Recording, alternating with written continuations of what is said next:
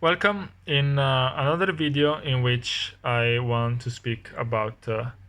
um, something about the future of video games. This is a revelation that came in my dream. An angel came to me and he told me a prophecy about the future of video games, which is the following prophecy.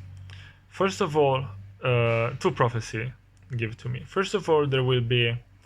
uh, um, a sequel of Death Stranding because is necessary to close the story. And if there will be a second, probably there will be even a third one because usually we are used to trilogy. And that is accepted, and the bad guy will be Iggs, and it will happen in the moon, and there is nothing else to say about it. That's how the things are, and you have to accept it, and you can come back here to say thank you when it will be announced officially. Then the other revelation I got is that in the future there will be a new generation of games which will be based on a kind of map, of open world map, which has not boundaries, and now, of course, if there is no boundaries, there is not even invisible walls. So in which somehow our that thing of disbelief is even more integrated with the experience in the game, as we will not have to find a wall that will tell us that actually we cannot go there, because there will be a new kind of game that in some way we can find somehow even in Super Mario Galaxy 2, because I didn't play it, but it seems like the planet are you can jump from one planet to another, and then basically there is no boundaries. Simply, if you jump from a planet and there is not another gravitational center of another planet that is there to hold you, you're gonna stay on that planet. So you can go all around the planet without boundaries, and that's quite a good way to contextualize the inability of the programmers to design infinite space forever to make you continue traveling this space forever. It's simply you don't have the means, and not necessarily there is a wall that stops you, and that must be contextualized by the programmers, while you perfectly know that actually that's there because they cannot design the whole planet, right? So I think that there will be a series of games like that. The first suspect that I had for this was for the sequel of Death Stranding, as I'm quite convinced that it will be on the moon. It's useless to say that I've been, of course, influenced by the part in which the guy in the game that I totally forgot his name say that he will bring us even the moon. Of course, that's not the only reason. Even the other reason is that I'm sure that the enemy will be Iggs, and I already explained in another video why Iggs is Nyarlathotep, and Nyarlathotep used to live in the moon in one of the most important stories of H.P. Lovecraft. So to me, it's quite obvious, even after that sentence in which say that he will bring us even on the moon, which was not a sentence referred to the baby but to the player, then I expect that the next game will happen in the moon. And which best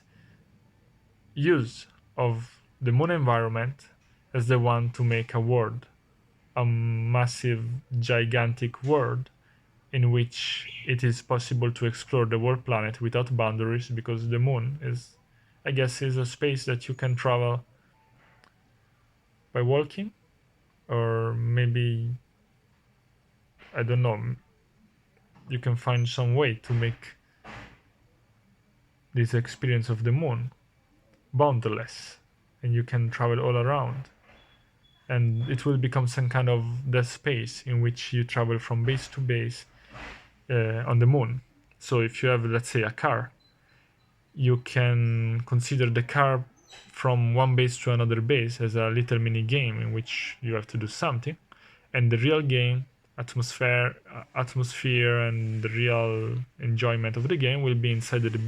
space bases on the moon, in which you have this kind of real gameplay. Well, maybe the car, you have a sequence where there is some following another car or being followed by another car and shooting, and you got it anyway. So this is one of the games in which they could do such a thing, which sooner or later I think they should do anyway. And another game is Halo, because even in that case we have not a real planet Earth as it happened in the most of the games of the sandbox games, but this could become a ring box game in which Master Chief is in the ring, and he cannot only let's say canonically, narratively reach the opposite part of the ring that you can watch through watching the sky, which is one of the things that more surprised the players at that time. I remember I read some article in which it says how fantastic it was to watch the top of the ring in the sky and think I can reach there, but you could not actually reach there. But what if the real strength of this new game, Halo Infinite, is that you can actually travel all the ring without boundaries and simply continue moving along the ring, going in circle and revisiting the same place, maybe even with some kind of backtracking if you continue moving in the same direction. And maybe you can have some travel system that shoots you from one side to another side of the ring. But yeah, that in general make the whole ring an environment that you can explore without necessarily put bases, walls, mountains that limit your level design to the activity you're doing precisely in that moment. I think, especially for Halo, of which we have more details, it's quite a natural conclusion to think about this kind of map design. So I wanted to share this with you because I'm thinking this for several months now, and I wanted to do to find some time to make a video where I can express my general thinking and basically no, it's just to say to people when this will happen that I said that, and if this will not happen, I will delete the video, of course, because I'm in a free country and I can do what I want.